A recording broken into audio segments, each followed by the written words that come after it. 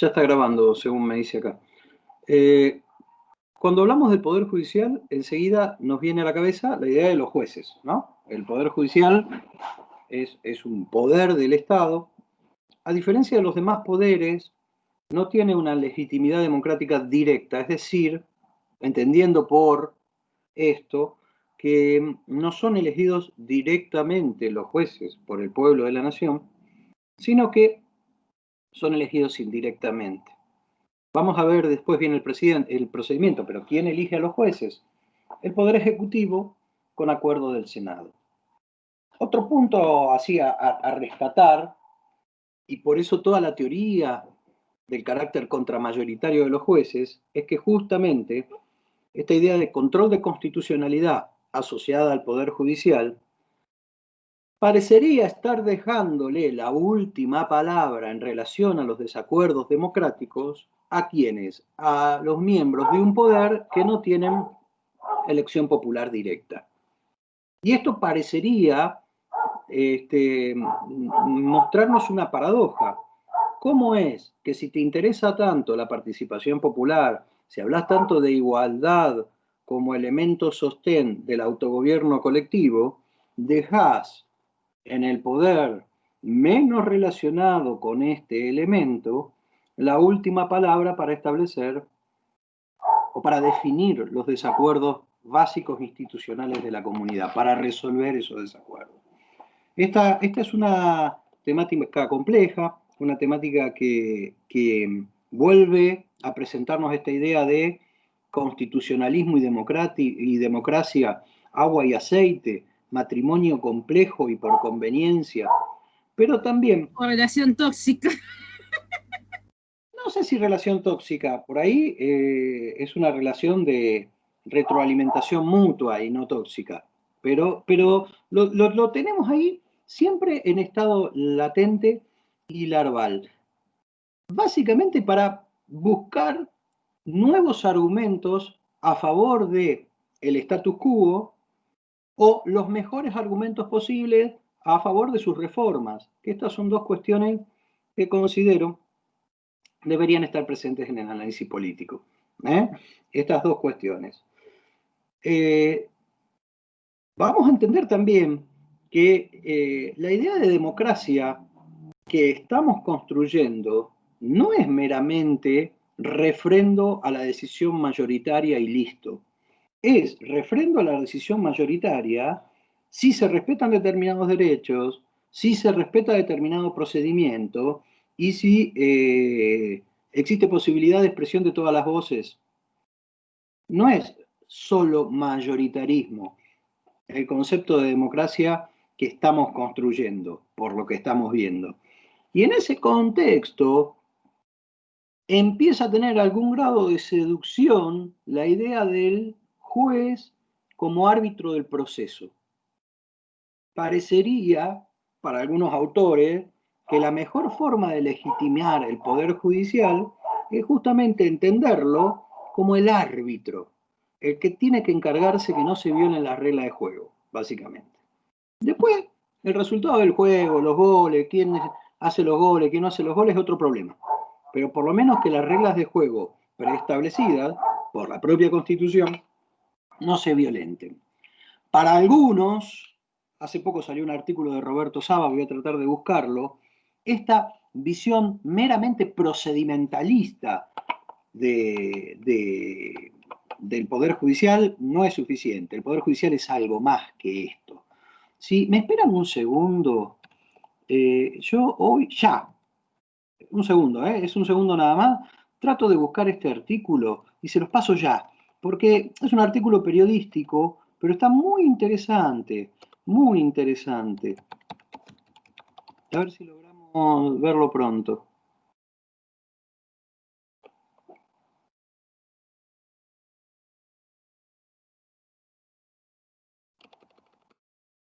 Espérenme un segundo, no sale rápido.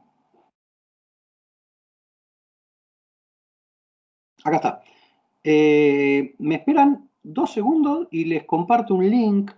Después voy a tratar de subirlo también a la plataforma con una nota que van a ver que es una nota periodística, pero es algo más que una nota periodística. No la tomen solamente como una nota periodística, porque conceptual y jurídicamente está bastante bien y aporta elementos distintos. No me satisface esto de que los jueces sean solamente árbitros. Quiero algo más, ¿ok? Quiero algo más. Este es el de los que opina que el juez tiene un rol mucho más importante que el de mero árbitro, ¿sí? Pero bueno, planteado ese debate, otra cuestión que quiero comentarles, espérenme un segundo, que estamos pasándolo. Ahí está, ya lo pude enviar. Planteado este debate, otra cuestión que quiero comentarles es entender que los jueces de los que vamos a hablar forman parte del Poder Judicial Federal, o sea, son órganos de gobierno de la Federación, pero están distribuidos territorialmente por todo el país. Si ustedes piensan en el Ejecutivo, ¿en qué edificio piensan? En la Casa Rosada. Si ustedes piensan en el Congreso, piensan en el que está a pocas cuadras, el Congreso. Si ustedes piensan en el Poder Judicial y solo piensan en el Palacio de Talcahuano, que es donde está la Corte, se equivocan. Porque el Poder Judicial está ahí está la Corte, pero también en cada juez federal distribuido por todo el territorio de las provincias. Si ustedes el día de mañana llegan a analizar el Poder Judicial de esa provincia, no tienen que confundirse con los jueces federales que también tengan competencia en esa provincia, porque son dos niveles gubernativos distintos. Los jueces provinciales, regulados por la Constitución provincial, los jueces federales, un poder de la nación, aunque territorialmente estén en el asiento de una provincia. ¿Se entiende esta idea? Hay una mayor distribución y territorialidad de los miembros de este Poder Judicial. Porque este es otro punto. El Poder Judicial no es solo la Corte Suprema. El Poder Judicial es la Corte Suprema de Justicia de la Nación y todos los tribunales inferiores creados por el Congreso en relación a esa Corte Suprema. ¿Ok? La reforma del 94 introdujo a todo esto un mayor grado de complejidad porque metió dos órganos nuevos, el denominado Consejo de la Magistratura y el denominado Jurado de Enjuiciamiento. Ambos órganos están dentro del Poder Judicial, pero no tienen función jurisdiccional, o sea, no son jueces, no resuelven conflictos aplicando la ley, aplicando el derecho, que esta es la función de los jueces. Esos dos órganos se encargan de otra cosa. Resumiendo, si les preguntan quiénes conforman el Poder Judicial de la Nación, van a tener que decir es la Corte Suprema, son los tribunales inferiores creados por el Congreso, el Consejo de la Magistratura y el Jurado de Enjuiciamiento. Hecha esta introducción, voy a empezar a ordenar mi exposición a partir de compartirles el PowerPoint relacionado con Poder Judicial. Un segundo, ya estoy. Ahí está. La primera pregunta que creo que es válido hacerse es el Poder Judicial, la justicia. Seguramente ustedes, cuando escuchan radio, cuando ven televisión, cuando se interrelacionan en las redes sociales, se dan cuenta o se percatan de que al Poder Judicial se lo suele llamar así, la justicia. La justicia va a definir, bueno, esto es un punto que vamos a empezar problematizando. La justicia es un valor y el Poder Judicial es un poder. Un poder que a veces logra justicia y a veces no logra justicia. O sea, mi punto primero es, no ensuciemos a la justicia es un valor a perseguir, el Poder Judicial es un órgano de gobierno del Estado, son cosas distintas. El Poder Judicial está arreglado a partir del artículo 108 de la Nación. ¿Alguien puede leerlo, por favor?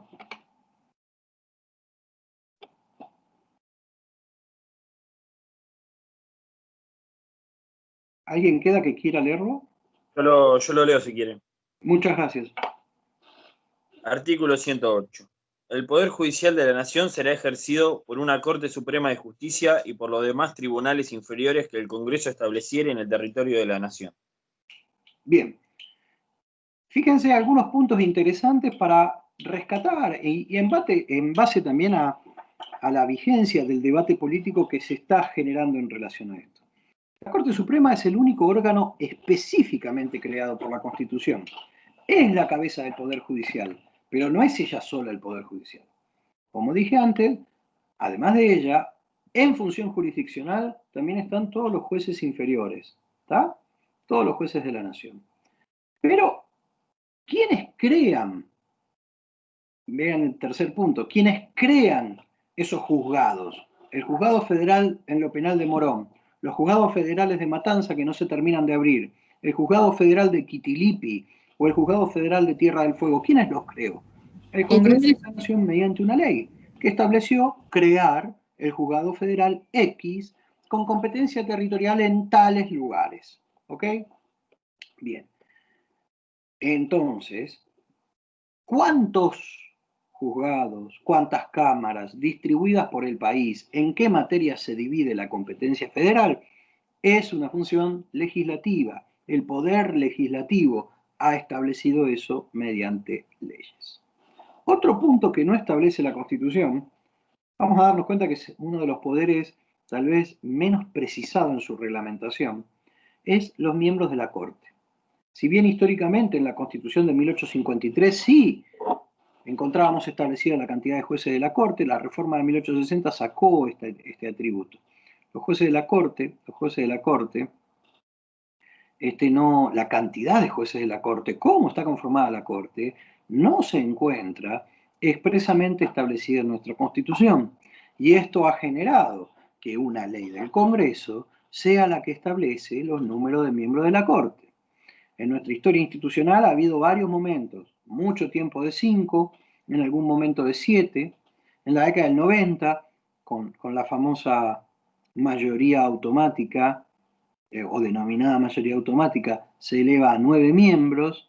Posteriormente, desde el año 2004 en adelante, empezamos el proceso de reducción de miembros de la Corte hasta los 5 actuales, que es la confirmación vigente. Ahora se está volviendo a hablar de ampliar la Corte. Bueno, esto es un debate que se está dando. El punto que quiero que sepan es que efectivamente estas modificaciones legislativas, como la que hizo Menem en su momento ampliando la mayoría, son eso, modificaciones legislativas, porque nuestra Constitución no establece un número determinado de miembros de la Corte. ¿Sí? Como señalé hace un ratito, aparecieron estos dos órganos, Consejo de la Magistratura y Jurado de Enjuiciamiento, que ahora vamos a ver de qué se encargan, que están ahí dando vueltas en el Poder Judicial, pero que no son jueces, o sea, vos no presentás causas, no resuelven el alquiler, el pago de alquiler o el desalojo o el pago de tu indemnización si te echaron del trabajo. El Consejo de la Magistratura y el Jurado de Enjuiciamiento hacen otras cosas muy importantes. Entre los requisitos para ser miembro de la Corte Suprema se requiere ser abogado de la Nación, con 8 años de ejercicio de la profesión y las calidades requeridas para ser senador, esto es los 30 años, los años de ciudadanía en ejercicio, etc. ¿Está? Este es un artículo importante. En ningún caso el presidente de la Nación puede ejercer funciones judiciales, arrogarse el conocimiento de causas pendientes o restablecerlas vencidas. Acá aparece, esto es un fenómeno muy propio del siglo XX, pero también estamos en el siglo XXI con los mismos temas, lo que se llaman tribunales administrativos. Pará. ¿No es en sí mismo una contradicción ese nombre? Porque el tribunal tiene que ser judicial, porque los tribunales pertenecen al Poder Judicial. O también hay tribunales dentro de la administración pública. Y sí, durante el siglo XX, entre tantos fenómenos que experimentamos, como ustedes saben, encontramos un Estado que se empieza a ocupar de más cosas, que empieza a crecer, y este crecimiento de la función estatal se materializa y se vislumbra básicamente en la administración pública. Y como dijimos, la administración pública, ¿de quién depende? Del Poder Ejecutivo. Empiezan a aparecer en determinadas materias organismos de esa administración que adoptan la forma de tribunales y resuelven conflictos de la propia administración con el administrado como si fueran jueces. Lo empezamos a ver en materia impositiva, empezamos a ver la existencia, escuchamos la existencia de un tribunal fiscal, escuchamos que empieza a haber tribunales de faltas y vos vas a ese tribunal de faltas a pagar una multa o lo que sea y parece un juzgado. Pero en cuanto investigás te das cuenta que ese muchacho depende del intendente y el intendente es Poder Ejecutivo Municipal. ¿Cómo se llama tribunal y depende de la administración? Podés encontrar de estas cuestiones en materias aduaneras, con tribunales aduaneros. Estos organismos que tenían la forma de juzgados, que resolvían como si fueran un juzgado, pero que estaban dentro de la administración, florecieron no solo en este país, en todos los países de Occidente, fuertemente.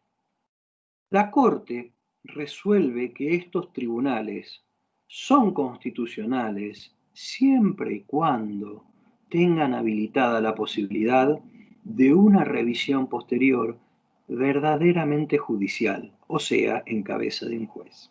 Es decir, que el Estado puede generar estas figuras de lo que se llama jurisdicción administrativa o justicia administrativa, siempre y cuando garantice que posteriormente, si el administrado no está conforme con lo resuelto, tenga habilitada la posibilidad de que un juez del Poder Judicial revise integralmente la cuestión y pueda revocar lo que resolvió la Administración Nacional. De esta forma, salvamos, a criterio de la Corte, el problema de los juzgados administrativos. Alguien que lea el artículo 110 de la Constitución. ¿Me haces el favor? ¿Puede ser?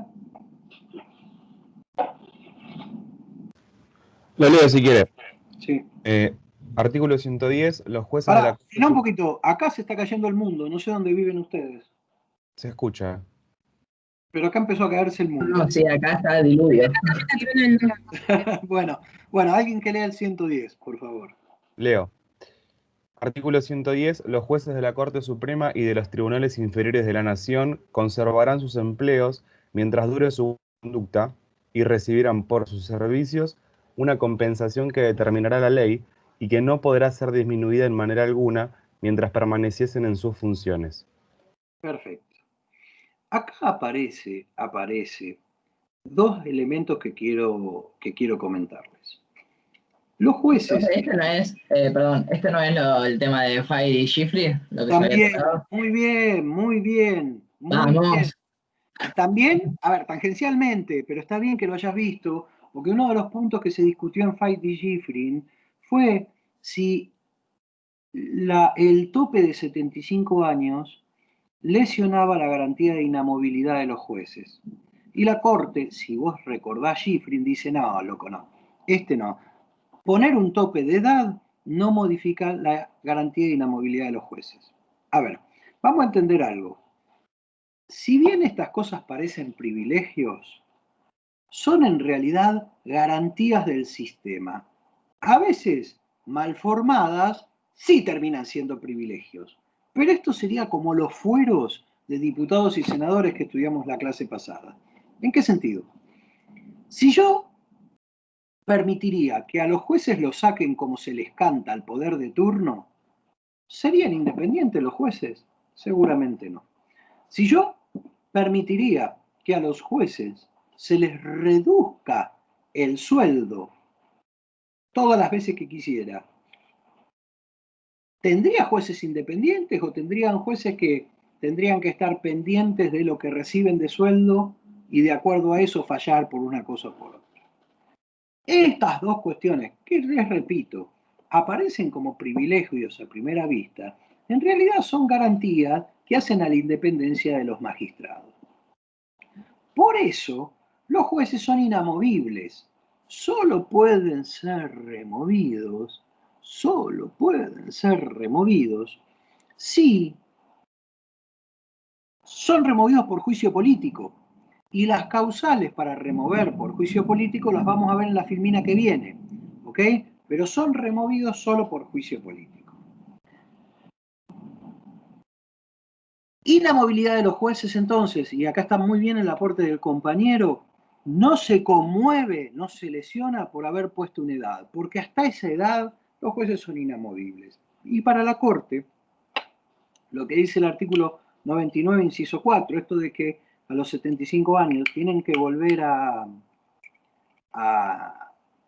un nuevo nombramiento precedido de un nuevo acuerdo, no viola la garantía de inamovilidad de los jueces. ¿Ok? Avancemos. O sea, que siguen siendo inamovibles, pero el cargo deja de ser vitalicio. Está muy bien, está muy bien. Entonces, inamovilidad y vitalicio no son sinónimos. Muy bien, muy bien. Muy bien los dos.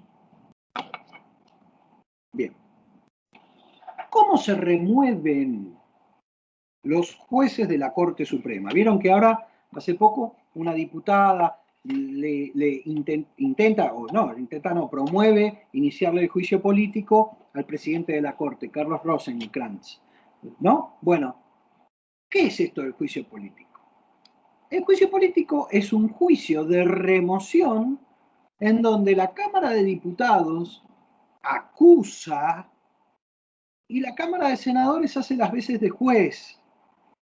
Y la condena, en caso de que la Cámara de Senadores condene, importa la remoción del funcionario y también puede ocurrir que accesoriamente se le imponga la pena de inhabilidad para desempeñar cargos públicos.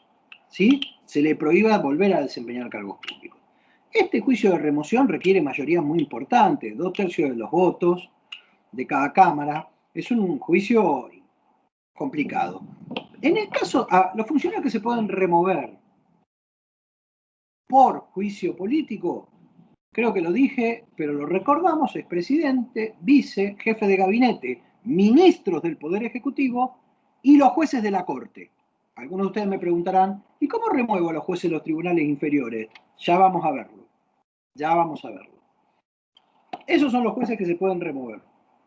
Perdón, los funcionarios que se pueden remover. Las causales de destitución, según el artículo 53, que acusa a la Cámara de Diputados, son mal desempeño, delito en el ejercicio de sus funciones y crímenes comunes. Alguno de ustedes me dirá, pero pará, ¿y qué es mal desempeño? Porque en definitiva, delito en el ejercicio de sus funciones habrá un juez que lo condene. Crímenes comunes, habrá un juez que diga, este tipo cometió un crimen. Pero mal desempeño, ¿qué es mal desempeño? Bueno, por eso estamos hablando de juicio político.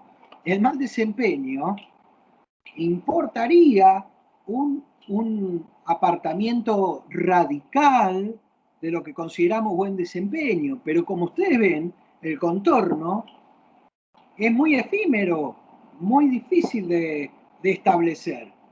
Casi que me atrevo a decir que mal desempeño es lo que los 2/3 digan que es mal desempeño. Lo mismo mala conducta, que esto es solo para los jueces. ¿Qué es la mala conducta? Indudablemente yo quiero jueces que tengan buena conducta, pero ¿qué sería mala conducta en un juez? Bueno, apreciar esto importa entender que tiene cierto grado de discrecionalidad política por parte del juzgador. Por eso hablamos de juicio político, no juicio normal. Hago un parate. ¿Ustedes me escuchan ahora? Sí, a la tormenta que tiene encima también. Sí, se Yo escucha. no los Y en escucho. cualquier momento viene para acá también. ¿No nos escuchás, ¿Cómo? profe? ¿Nos escuchás, profe? Un poquito. ¿Ustedes me escuchan? Sí, Sí. Sí, sí. Bueno, y la lluvia de fondo también. no te escuché. Que la lluvia de fondo también. Ah, ok. A mí me cuesta escucharlo, por eso, por ahí, háganme planteos así fuertes, porque está lloviendo mucho. Vamos a seguir entonces. ¿Ok?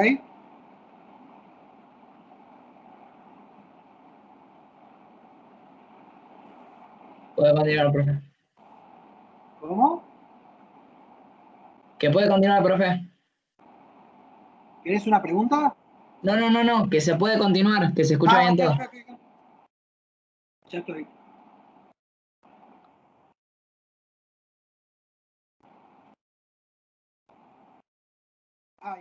¿Ahí lo ven o no? Sí se ve. Bueno, antes de esto,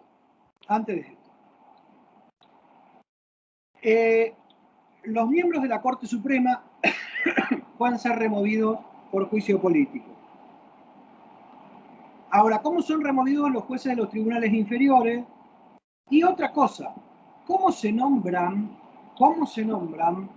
a los jueces de los tribunales inferiores y cómo se nombran a los jueces de la Corte?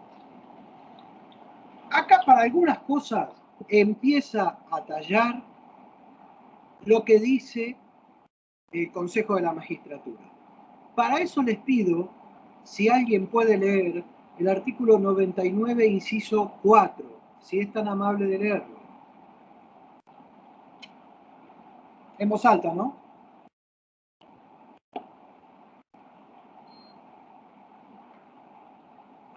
Yo lo leo, profe. ¿Lo leo? Alguno que me haga la gauchada, ¿puede ser? Yo lo leo. Dale. ¿Cuál dijo? 99, inciso 4. 99, inciso 4. Presidente de la Nación tiene las siguientes atribuciones. Nombra a los magistrados de la Corte Suprema con acuerdo del Senado por 2/3 de sus miembros presentes en sesión pública convocada al efecto. Nombra a los demás jueces de los tribunales federales inferiores en base a una propuesta vinculante interna del Consejo de la Magistratura con acuerdo del Senado en sesión pública en la que se tendrá en cuenta la idoneidad de los candidatos. Un nuevo nombramiento precedido de igual acuerdo será necesario para mantener en el cargo a cualquiera de esos magistrados, una vez cumplan la edad de 75 años. Todos los nombramientos de la magistratura cuya edad sea la indicada o mayor se harán por 5 años y podrán ser repetidos indefinidamente por el mismo trámite. Perfecto. Acá este artículo es muy importante. Fue importante cuando estudiamos el tema del control de constitucionalidad, pero ahora es importante porque vemos cómo marca la integración del Poder Judicial. Los miembros de la Corte los nombra el presidente con acuerdo del Senado. Y este acuerdo tiene que ser dado en una sesión especial, convocada al efecto, por 2/3 de votos. ¿Ok? Este es un primer punto importante. Con acuerdo del Senado, pero por 2/3 de votos. Y así, y solo así, se pueden nombrar los integrantes de la Corte Suprema de Justicia de la Nación. El presidente anterior intentó nombrarlos por decreto frente al receso del Senado. Por suerte, eso no prosperó porque era una barbaridad. No puede nombrarse miembros de la Corte sin esta lógica. Los nombra el presidente con acuerdo del Senado, dado por 2/3 de los miembros de votos de sus miembros presentes. ¿Está? Ahora, ¿cómo se nombran los jueces de los tribunales inferiores? ¿Vieron que escuchamos? Los jueces de Comodoro Pi, el juez federal el juez federal aquel. Bueno, los jueces federales también los nombra el presidente con acuerdo del Senado, gente. Con esto quiero decir, cuidado con algunas interpretaciones un tanto extremas del Poder Judicial. Siempre el Poder Judicial lo nombró el presidente con acuerdo del Senado. Veamos quiénes fueron presidentes desde el 83 a la fecha y quiénes tuvieron mayoría en el Senado desde el 83 a la fecha, y ahí tendremos los responsables de los jueces que tenemos. ¿Queda claro esto? Digo porque si no, vamos a cuestiones de persecución. Primero veamos eso. ¿Quiénes nombraron a los jueces? ¿Quiénes nombraron a los jueces? ¿Quién tuvo mayoría en el Senado desde el 83 a la fecha? ¿Quiénes fueron presidentes desde el 83 a la fecha? Porque quedan muy pocos jueces nombrados por la dictadura. Creo que ya no queda ninguno. ¿Entienden el punto? Ese es un tema. Otro tema. Desde el 94, sí, para nombrar jueces de los tribunales inferiores, ya el presidente no puede hacer lo que quiere. Ya el presidente tiene que nombrar de una terna que surge de un concurso público de antecedentes y de oposición que debe organizar el Consejo de la Magistratura. Y acá aparece una de las primeras y principales funciones de este nuevo órgano. Este nuevo órgano que se conforma con la representación de varios estamentos, de diputados, de senadores, del Poder Ejecutivo, de las universidades con carreras de Derecho, de los jueces, de los abogados de la matrícula.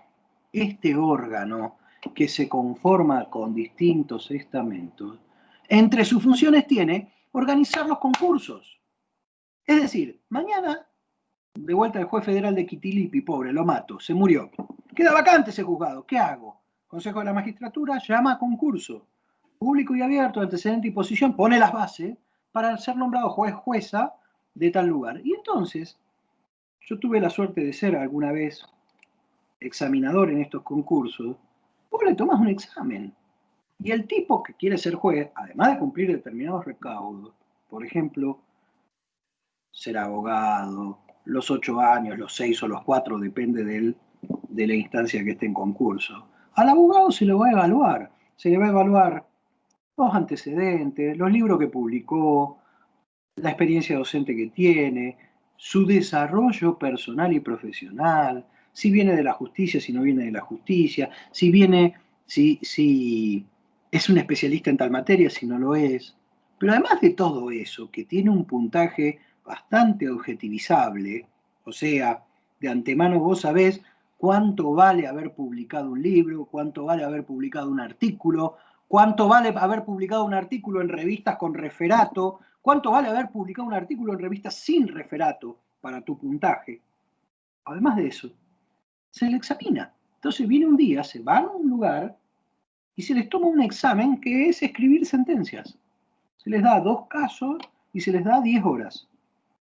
Y en esas 10 horas tienen que resolver los casos como si fueran jueces.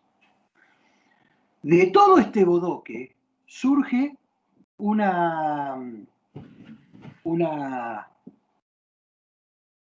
puntajes. Y de todos estos puntajes se establece un orden de mérito. Es decir, se ponen arriba los que más puntajes sacaron y abajo los que menos puntaje. Se toman los 3 primeros y esos 3 se los comunica el Consejo de la Magistratura al Poder Ejecutivo. De esos 3 el presidente tiene que seleccionar uno para nombrarlo con acuerdo del Senado. Esto es para los jueces de los tribunales inferiores, no para los jueces de la Corte. En los jueces de la Corte, el presidente decide a su gusto el nombre sin esta limitación de la terna enviada por el Consejo de la Magistratura. Esta es una de las cosas que hace el Consejo de la Magistratura, pero el Consejo de la Magistratura hace más que esto. ¿Qué otra cosa hace el Consejo de la Magistratura? El Consejo de la Magistratura hace las veces de Cámara de Diputados en los juicios de remoción de los jueces de los tribunales inferiores. ¿Por qué?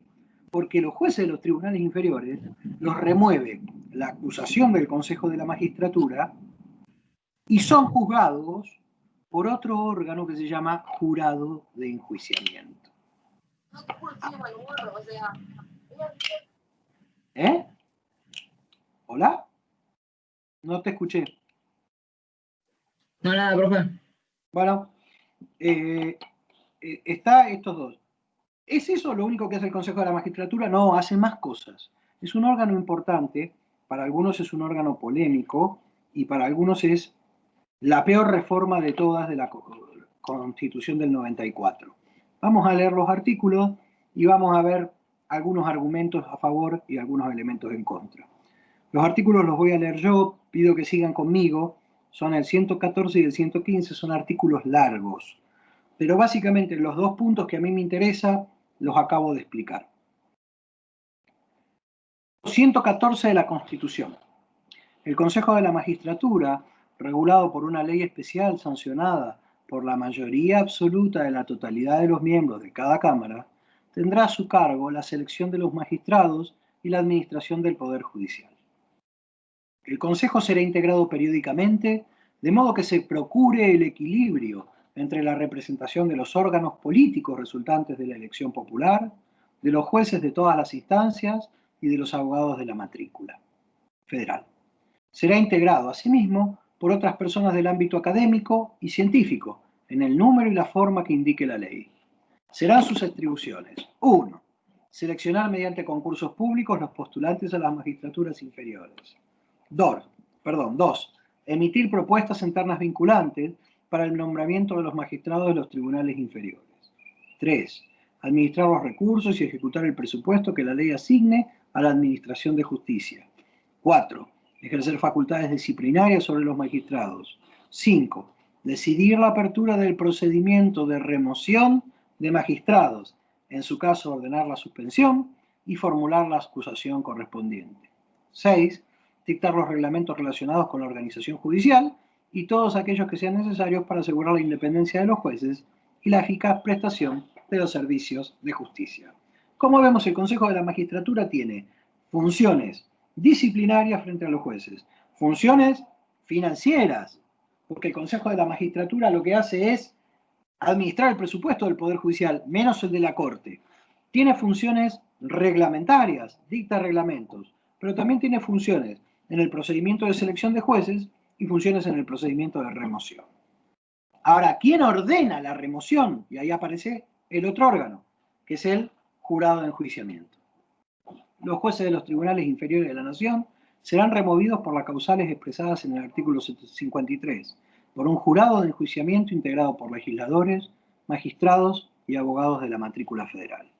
Su fallo, que será irrecurrible, no tendrá más efecto que destituir al acusado, pero la parte condenada quedará no obstante sujeta a acusación, juicio y castigo conforme a las leyes ante los tribunales ordinarios.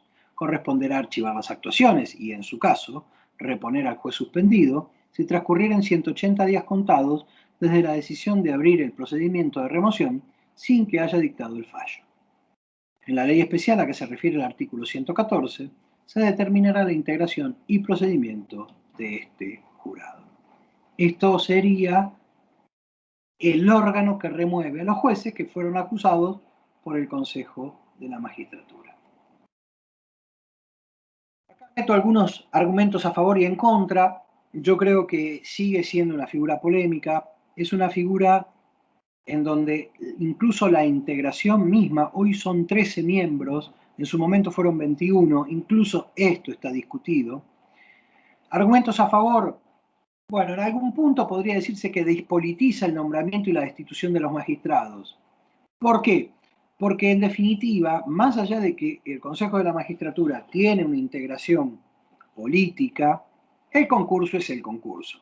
Y ahí, salvo hechos de corrupción, pero no ha habido casos, el concurso es verificable, contrastable, evaluable. Es un concurso que tiene muchos elementos controlándose mutuamente, en donde efectivamente el que saca el mayor resultado es el que mejor examen hizo y más antecedentes tiene.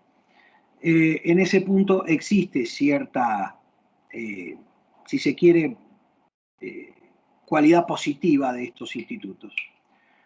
Exime a los jueces de tareas administrativas, disciplinarias y de gestión. Esto es cierto, porque ya el Consejo de la Magistratura es quien administra el presupuesto del Poder Judicial, y posibilita agilizar el procedimiento de remoción de jueces. Esto también es cierto. Imagínense que antes de la reforma de la Constitución del 94, quienes removían a los jueces de los tribunales inferiores eran la Cámara de Diputados y la Cámara de Senadores. Y si no había un escándalo mediático muy importante, era muy raro que hicieran un juicio de remoción de un juez federal de Quitilipi. La tengo con Quitilipi. Pero digo, lo que quiero decir es que tenía que ser un escándalo muy importante para que la Cámara de Senadores y la Cámara de Diputados se pusieran a remover jueces. Los problemas. La ley actual ha generado un desequilibrio importante. Los estamentos, por ejemplo, bajó la representación de abogados, bajó la representación de jueces, hizo que la representación de los órganos políticos sea mayor. Eso es una crítica que se establece, y genera enfrentamiento entre órganos, y esto es cierto. Bueno, esta pretende ser sucintamente la cuestión o el abordaje relacionado con el Poder Judicial de la Nación. También entiendo que si quieren profundizar está el librito y el enlace que les mandé. Y hoy vamos a llegar hasta acá. Vamos a parar para las dudas. Y si no, cualquier duda nueva la vemos la clase que viene cuando empecemos a estudiar decreto de necesidad y urgencia. Antes de eso, las dudas que tengan ahora las respondemos. ¿Alguna duda, consulta?